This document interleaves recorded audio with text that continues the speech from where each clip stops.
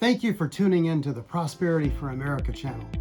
Today we're going to talk about how to help chemists find a new position, especially as it relates to interviewing more effectively. First of all, when you're going to go to interview, preparation becomes very important. And some of the things that we really recommend are looking at the company's website, looking at the type of chemicals they make, and also looking at the position description so that to see how it matches up with your actual experience. That way, when you get the opportunity, you could expound on the things that you know how to do that this company probably needs. And also, of course, you've made reference to the job description itself. So let me get a little bit more specific on that. Obviously, being a chemist, you know there are analytical chemists, and there's formulation chemists, there's compound chemists. And depending on which one you are, you would want to go to the company website, because amazingly, you're looking at the job description. It's amazing how people write job descriptions for a technical position like chemists. And it doesn't say anything really specific about what kind of compound or what kind of formulations you'd be working with. And there's a lot of possibilities in the chemical world. So what you want to do is go to the product line and look at what types of products they have. And based on that, with your professional expertise, you'll probably be able to judge what type of chemicals are used in that formulation. If you could look at the different applications, because obviously with a specialty chemical company, you could find that you're modifying the recipe to suit a specific purpose. And if you've done that kind of thing, that would be the kind of thing you'd want to highlight during the interview. So as you go forward and we start thinking about what you might say or what might happen in that interview, basically companies really don't train their department heads, especially their technical department heads, in how to interview.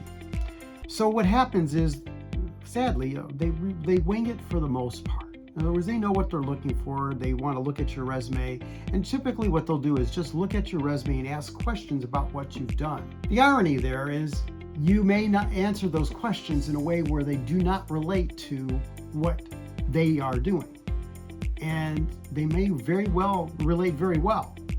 But what you need to do is be prepared to tie that together.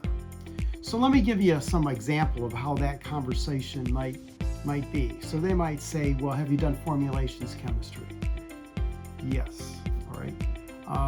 In that sense, you could go then into expound what type of formulations you've worked with, what kind of recipes you've worked with. And but the thing is, you've looked at the website. So you might know that what's going on at that company, they're making a chemical that you might not have ever worked on before. But as you already know as a chemist, that doesn't mean you're not capable of doing it at all. So what you want to do is gear yourself up so you could highlight how you can do their formulation. So you could answer, yes, I have done formulations. At my last employer, I was asked to do XYZ type of formulation, and it was used in the automotive industry. It was used in this type of wastewater industry for whatever it was that you worked with. But what you really want to do is get them talking about what type of formulations that they need.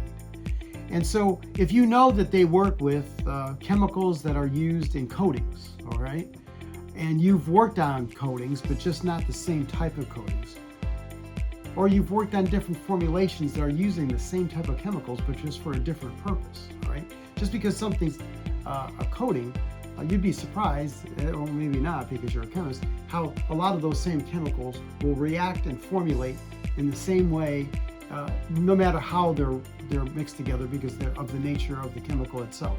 So what you want to be able to do is ask questions. Okay, so like for example, first of all, if they're asking about what kind of formulations you've done, you answer the question in a summary fashion and tell them how much you love doing formulations work. And then you turn around and just say, so what types of formulations and applications do you most commonly need someone like in this position to work on? And they'll probably be able to tell you. Isn't it funny though? It wasn't mentioned in the job description. Probably the person didn't ask specifically, have you ever worked with this, that, or the other? And in a way, that's to your advantage. Because see, when a person asks a really specific question, now the dartboard's got real small. Whereas, you're a chemist. You were trained to handle formulations. You were trained to probably know how to do analytical work. And depending on how you evolved through the courses you took in college, you might have gotten into compounding as well. So what you want to do is get the company, get the hiring authority that you're talking to talk about what they need done and how you could help most. And that means that you should really ask that kind of question very early in the interview. So whatever their opening line is, and don't be shocked if the questions is as open as, well, tell me about yourself. And if it's not tell me about yourself, the other first question that comes to mind when somebody's kind of winging it is, so why are you looking to change positions? That's a universal question. You don't ever want to go to an interview after you've worked at least one job and not be asked why you're looking. And if you're unemployed, then they might ask what you're looking for. So you want to be really prepared for that question. So why are you looking? If you're currently employed, you want to be careful to not say anything negative about your current employer. It's actually a big turnoff because no matter what you do, it sounds like sour grapes. So to avoid that, what you should say, which is I'm sure true, because nobody wants to go backward in life. So what you would really say that would be a safe answer is to say, well, I saw your job description. I've heard good things about your company. I'm really excited about your organization. And it looked like from looking at the job description, this was an opportunity for me to progress my career in the way that I would like to progress. Could you? And then you say, so and this is where you could get a little creative, because what it is if you could answer a question like that and set yourself up where you could ask them a little bit about, like, what do you need done and how can I help the most?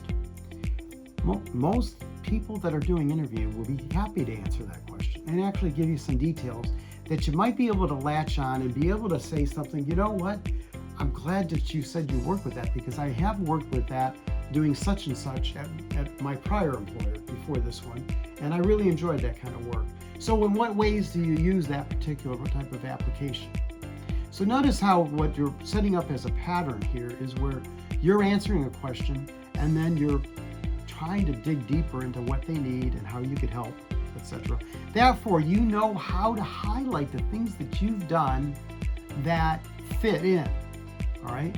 Because if you get into the style of interview where they ask a question and you just wait for the next question after answering it, you're going to kind of have no control over things, and they may or may not ask you the right questions for you to talk about how you could actually do what they need. And the reality of it is being a degree chemist and probably having a decent amount of experience in the profession, there's probably more than a few things that you could work on to do quite well. A lot of people are only limited by what their first or second employer asked them to do. And that's not really fair, because obviously you want to progress your career and you're going to be working on different things and hopefully even more difficult things as time goes on, because that's what makes things interesting as well as a professional. So please do think about how you could ask questions that might bring out what they need done and how you could help, all right? Great question to ask as you get in the middle of the interview and towards the end is, if I were the person chosen in the first 30 to 60 days, what would be the priorities of things that you would need me to come in and help you right away? What do you think I would run into that I could help you with right away? And they'll tell you. And if you could say that hey, you know what, that's great, because I have done this and this at my current employer, or I didn't do it at my current employer, but I did that at my prior employer before that, then that will make them feel comfortable with you. And then don't lose that line of thought. Ask them, so over the first 6 months or a year, what would be some of the more longer range things that I could help the organization with from this position? And of course, they'll probably tell you. See, now what you're doing is you're starting to show how you could come in and have an immediate impact, and over the long haul, you could help even more. that's the kind of interview that will get you a chance to get a good offer and probably get you a better offer, because you're showing that you're actually going to be able to come in and have some impact to helping them. That's what people look for in the people that they hire. So we've got always more to learn about things in life, but these are some pointers that I wanted to talk about that might help you as a chemist interview more effectively and hopefully get the job that you really want. If you want to learn more, we have other videos coming up, and already videos that exist on like how to make your resume more effective. Please do consider listening to that video as well if you're looking for a new position. Have a great day.